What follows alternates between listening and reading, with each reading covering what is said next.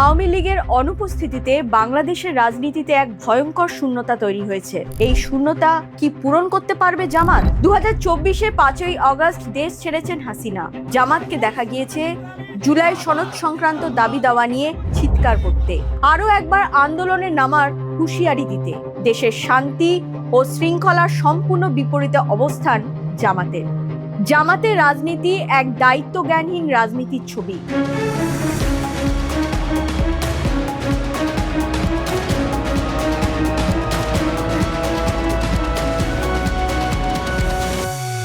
BNP ও আওয়ামী লীগ বাংলাদেশের মূল স্রোতের রাজনীতির দুই স্তম্ভ। যে কোনো রাজনৈতিক দলের বিরোধী পক্ষ থাকবেই। ফ্যাসিস্ট সরকার বলে জনগণ নির্বাচিত একটি সরকারকে ফেলে দেওয়ার চেষ্টা বাংলাদেশের রাজনীতির অতি ভয়ঙ্কর চরিত্র। আওয়ামী লীগের জায়গা জামাত নিচ্ছে আমার মনে হয় না, কারণ এইরকম একটা ঐতিহ্যবাহী রাজনৈতিক দলের জায়গা একটা ধর্মীয় মৌলবাদী গোষ্ঠী, যাদের নানাভাবে এমনকি উগ্রপন্থী কার্যকলাপ করবার ইতিহাস আছে, তারা একটা মেইন স্ট্রিম পলিটিক্যাল পার্টির শূন্যতা পূরণ করবে এটা মনে হয় না। ভারত থেকে দেশে ফেরার ঘোষণা দিয়েছে হাসিনা। হাসিনার সঙ্গে সঙ্গে আওয়ামী লীগ যে পুনরায় অক্সিজেন পাবে তাতে কোনো সন্দেহ নেই। আর এক্ষেত্রে আরেকটি প্রশ্ন ওঠে, লীগ ঠেকাতে অতীতের মতো বিএনপি জামাতকে কি ফের একসঙ্গে দেখা যাবে? বিশেষজ্ঞরা বলেন যে যতই বিরোধী হোক না কেন, বেসিক্যালি জামাত নাকি পিছন থেকে অনেক কলকাঠি নাড়ে। সেটা সেখানকার বিএনপির লোকেরা বুঝবেন এবং বাংলাদেশের মানুষেরা বুঝবেন। কিন্তু যেহেতু সম্ভাবনা শিল্প হতে পারে না এমন কিছুই না। জামাত কি সত্যি মন মানসিকতা বদলে ফেলেছে, গণতন্ত্রকে আপন করে নিয়েছে, নাকি শুধুই মুখোশ? কি বলছেন বিশিষ্ট সাংবাদিক প্রসেনজিৎ বক্সী? জামাত পুরোপুরি একটা ইসলামিক মৌলবাদী রাষ্ট্র চায়, কারণ এটা তারা যে একটা গণতান্ত্রিক পদ্ধতির মুখোশ পড়ে আছে, এটা সম্পূর্ণভাবে মুখোশ, একদম সন্দেহই নেই। নানা জায়গাতে জামাতের নানা রকম শক্তি কাজ করে এবং সেটা পুরোটাই ধর্মীয় মৌলবাদ। বাংলাদেশের মানুষকে ঠিক করতে হবে তারা জামাতের মতো দলকে মেনে নেবে নাকি ফেলে দেবে। তারা আগে বাংলাদেশি নাকি আগে মুসলমান, দেশ আগে নাকি ধর্ম আগে। যারা ইতিবাচক ভাবনা ভাবেন তাদের ব্যাপারে এই দায়িত্বটা সম্পূর্ণ। তাদের ভাবতে হবে যে তারা এই লড়াইটা করবে কিনা, যে রবীন্দ্রনাথ বাঙালি না বাঙালি বিদ্বেষী, রবীন্দ্রনাথ হিন্দু না মুসলমান। এটা ভাবলে একবার আমি বলবো বাঙালি আর একবার আমি বলবো মুসলমান, কোন পরিচয়টা আগে সেটা বাংলাদেশের মানুষকে ঠিক করতে হবে। এটা তো কাউকে বাইরে থেকে ঝিনুকে করে এই দুধটা কেউ তো খাইয়ে দেবে না। মুখে ধর্মের কথা বললেও ইসলামকে নেতিবাচক হিসেবে দেখায় জামাত। প্রকৃতপক্ষে জামাতই ইসলাম বিরোধী একটি দল, যারা ইসলামের নামে সবকিছু চাপিয়ে দেওয়া রাজনীতিতে ব্যস্ত থাকে। ইসলামকে নেতিবাচক দৃষ্টিভঙ্গিতে যারা দেখায় তাদের যে সমস্ত ব্যাখ্যা, সেগুলোর মধ্যে কোনো তফাৎ নেই। মানে যখন আমরা দেখি যে কি বলে শেখ মুজিবুর রহমানের মূর্তির ওপরে উঠে হাতুড়ি মারা হচ্ছে বা কিছু একটা করা হচ্ছে, এটা সম্পূর্ণভাবে নেতিবাচক ইসলামিক মৌলবাদী রাজনীতির নিদর্শন, যার সঙ্গে গণতন্ত্রের কোনো সম্পর্ক নেই। এই সমস্ত কিছুই কিন্তু ইসলামিক ফান্ডামেন্টালিজমের দিকে ইঙ্গিত করে। জামাত যা যা করে থাকে ওই মাঝে মাঝে একটা মুখোশের আড়াল থেকে কিছু একটা বলবার চেষ্টা করে, যেটাতে যদি মানুষ বিভ্রান্ত হয় সেটা বাংলাদেশের দুর্ভাগ্য, আর কিছু করার নেই।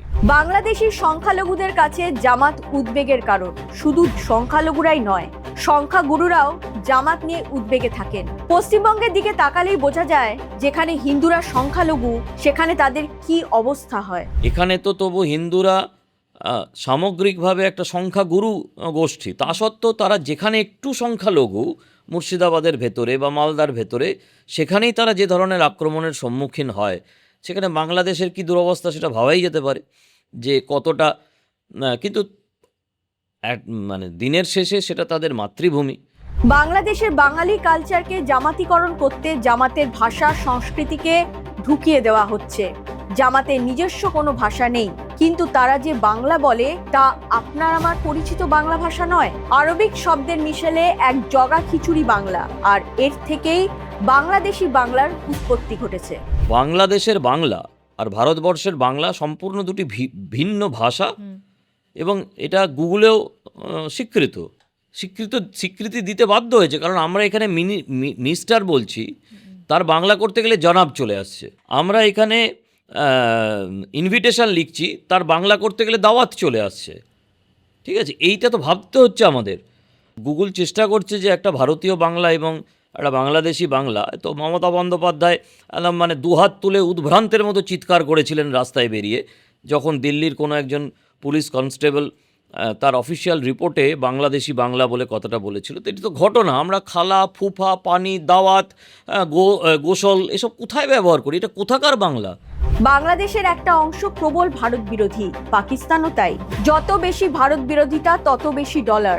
পাকিস্তানের বেঁচে থাকার মূল উদ্দেশ্য হচ্ছে ভারত বিরোধিতা করবার, কারণ ভারত বিরোধিতা যত করবে তত ওরা ডলার পাবে। ওদের কোনো অভ্যন্তরীণ প্রোডাক্টিভিটি নেই, কোনো টাকা নেই, কোনো ট্যাক্সেশন নেই, কিছুই নেই।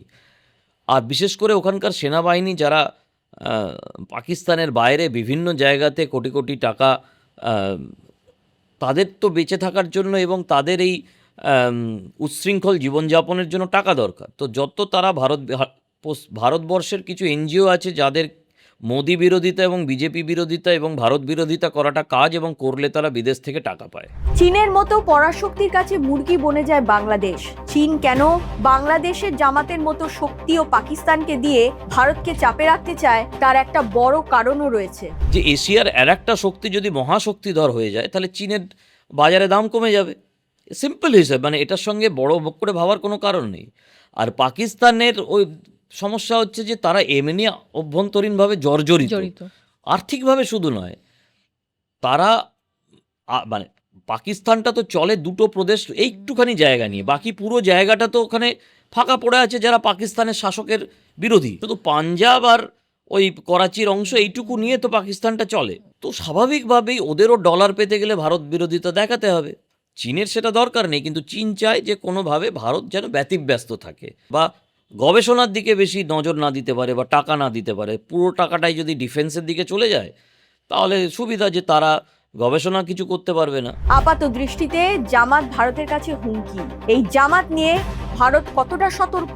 ভারত প্রচণ্ডভাবে জামাতকে নিয়ে সতর্ক এবং সচেতন বলেই পশ্চিমবঙ্গের নির্বাচনের আগে বাংলাদেশ থেকে অনুপ্রবেশ এত গুরুত্বপূর্ণ একটা ইস্যু হয়ে দাঁড়িয়েছিল, যেটা দিনের পর দিন বলে আসা হয়েছে যে যেটা ভারতবর্ষের পশ্চিমবঙ্গের বামপন্থীরা এবং পরবর্তীকালে তৃণমূল কংগ্রেস গুরুত্ব দেয়নি, এবং দুটো ক্ষেত্রেই একটা কোনো না কোনোভাবে জামাতের সঙ্গে বা বিশেষ করে তৃণমূল কংগ্রেসের ক্ষেত্রেই বা জামাতের সঙ্গে তো একটা সরাসরি সংযোগ পাওয়া যায়, নানা রকমভাবে সংযোগ পাওয়া যায়।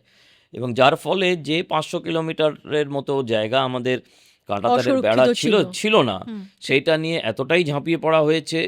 এবং একটা অত্যন্ত সাবলীলভাবে গত 15 বছর ধরে মমতা বন্দ্যোপাধ্যায়ের রাজত্বে জামাত, বাংলাদেশি জামাত এবং পশ্চিমবঙ্গের তাদের অপশক্তির মধ্যে টাকা পয়সা, মত এবং মনুষ্য শক্তি সমস্ত কিছুর সাবলীল আদান প্রদান ছিল।